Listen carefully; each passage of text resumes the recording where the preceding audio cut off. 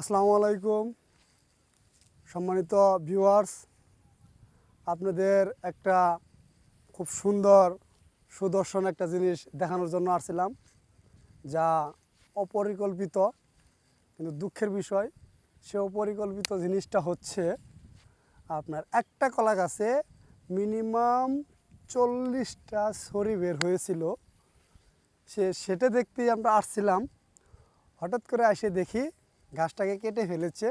সেটা ছিল নাকি গত 3 মাস আগের কথা, কিন্তু আমরা এসে দেখি সে কলা গাছটা কেটে নিচে ফেলায় রাখছে।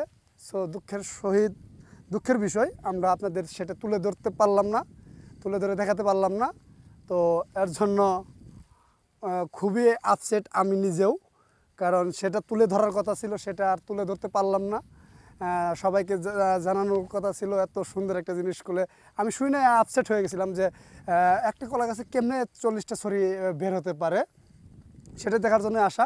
কিন্তু দুঃখের বিষয় সেটা এসে পারলাম না, সো আপনাদেরও দেখাতে পারলাম না। সবাই কমেন্ট করে জানাবেন, আর ভিডিওটি যদি ভালো লাগে অবশ্যই শেয়ার করবেন। আসসালামু আলাইকুম।